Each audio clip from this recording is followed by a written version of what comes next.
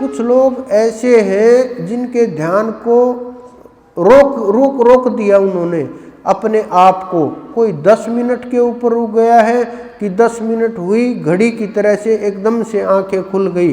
कोई 20 मिनट के ऊपर रुक गया है कि 20 मिनट हुई, एकदम से आंखें खुल गई। कोई 1 घंटे के ऊपर जिन्होंने अपने आप को सीमित कर लिया, किसी ने 2 घंटे के ऊपर अपने आप को सीमित कर लिया।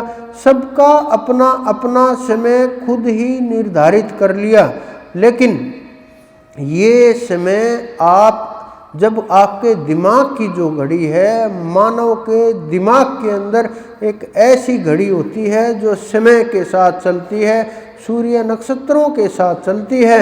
जब आप उसका ध्यान हटाओगे, जिस प्रकार से पहले समय में कम घड़ियां होती थी, तो उस समय लोग ये सोचते थे सुबह 4 बजे मुझे उठना है, तो संकल्प करके सो गए। आज भी अगर आप संकल्प करके सोओगे कि मुझे 4 बजे उठना है, तो 4 बजने से कुछ समय पहले, कुछ पल पहले जिनका ध्यान मजबूत है, संकल्प शक्ति मजबूत है, अपने आप आंखें खुल जाएंगी, समय देखोगे वही मिलेगा, क्योंकि संकल्प शक्ति इतनी मजबूत होती है। तो जब आप संकल्प शक्ति के साथ सब कुछ करोगे और इस ध्यान की जो घड़ी है अंतर में उतर करके, अंदर में जा करके, जिस प्रकार से फोन के अंदर सेटिंग होती है, उसी प्रकार से मानव मस्तिष्क के अंदर सेटिंग होती है। उसको चेंज करने के लिए भी आपको संकल्प की आवश्यकता होती है, और जो संकल्प रूपी बटन है वो काम करते हैं। जो ध्यान रूपी जो उसका सिस्टम होता है, उसके ऊपर उसको चेंज किया जाता है। जब आप ध्यान में जाओगे, संकल्प करो कि मुझे समय का ध्यान नहीं करना है, चाहे 1 मिनट समय बैठूं, चाहे 4 घंटे ध्यान के ऊपर बैठूं, लेकिन मैं मन की नहीं सुनूंगा। अगर मन की मुझे सुनाई दी तो मैं मन की इच्छाओं का पालन नहीं करूंगा और मन की मर्जी नहीं चलने दूंगा। मन की मर्जी से ऊपर उठ करके तब ये कार्य करूंगा। आपको कौन रोकेगा? चाहे आप 6 घंटे बैठे रहें, अगर आपका संकल्प इतना मजबूत हुआ। अगर आपका संकल्प कमज़ोर हुआ तो फिर आप कमज़ोर हो जाएंगे। अगर आपका संकल्प और मजबूत हुआ तो आप मजबूत हो जाएंगे। तो आपको ध्यान के साथ, नाम के साथ, सुमरण के साथ उस परमात्मा की तरफ बढ़ना चाहिए। जो जिस रास्ते से गुजरता जाएगा, परमात्मा उसको उठाते चले जाएंगे। बिल्कुल, जब वो हाथ पकड़ते हैं, वो कृपा निधान है, वो दया निधान है, और वो दया के सागर हैं, और उनकी कृपा का कोई अंत नहीं है। वो कैसा भी जीव हो, कितना भी पापी जीव क्यों न हो, कितना भी किसी भी प्रकार का, कितने ही जन्मों से कुछ भी कैसे भी कर्म किए हों, अगर उसके समर्पण हो गया तो वो जीव उसी का हो जाता है।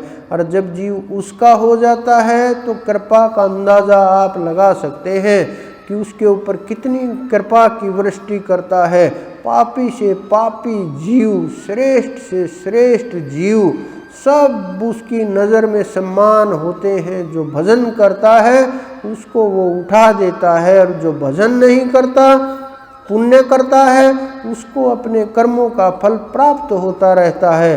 पुण्यों का कर्म सुख होता है, पाप का कर्म दुख होता है।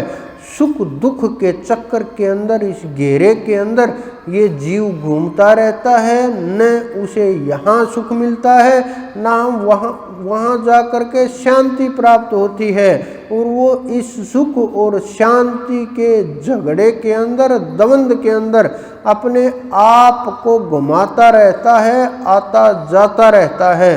तो इस आवागमन के चक्कर से मुक्ति के लिए आपको कभी न कभी तो शुरुआत करनी पड़ेगी, क्योंकि जो आने वाला समय है वो परमात्मा आप लोगों के ऊपर उसने कुछ कृपा की होगी, कुछ सुनने को मिल रहा है, कुछ जानने को मिल रहा है।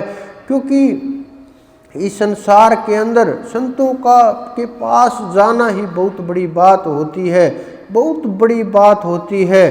तो इस संसार के अंदर मिथ्या नहीं है संत। अभी भी मैंने जिक्र किया, एक महात्मा बड़ी तपस्या में लीन है, बहुत ओंकारेश्वर के पास वो स्थान है, सुखदेव उनका नाम है, बहुत ऊंची स्थिति के वो महापुरुष हैं। कभी उस तरफ जाओ तो खोज लेना, क्योंकि मैं शरीर के साथ वहाँ नहीं गया हूँ, लेकिन वो बैठे हुए हैं बिना वस्त्र के, बस बैठे रहते हैं, बैठे रहते हैं। ये भी नहीं इस आसन के अंदर बैठे हुए हैं, इस आसन के अंदर वो बैठे हुए नहीं मिलेंगे आपको। जिस प्रकार से साधारण लोग बैठते हैं, दोनों पैरों को ऊपर करके और गर्दन को झुका करके, शरीर को बिना वस्त्रों के, चाहे सर्दी हो, अगर बहुत वर्ष हो गए उन्हें तपस्या करते हुए, सिद्ध बहुत नज़दीक हैं, सिद्धियाँ आ चुकी हैं और प्राप्ति भी ज़्यादा समय नहीं लगेगा। साधना देखो किस प्रकार से करते हैं, कैसे भजन करते हैं संत लोग, जो आपको वैसे ही प्राप्त हो रहा है, जो आपको बिना मेहनत के ही प्राप्त हो रहा है, जो आपको धीरे धीरे इतना मिल रहा है कि आप सोच भी नहीं पा रहे हो।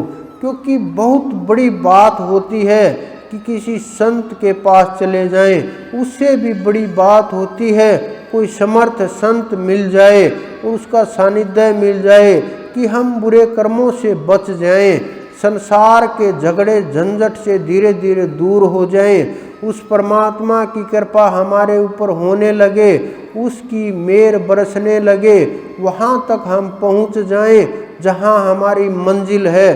तो लोगों को देखो, संत महात्माओं को देखो, साधकों को देखो, तपस्या किस प्रकार से की जाती है, साधना किस प्रकार से की जाती है, जीवन कैसे सदुपयोगी हो सकता है, कितनी कठिन परीक्षाएं होती हैं जंगलों के अंदर, किस प्रकार से कौन कितनी चढ़ाई करता है।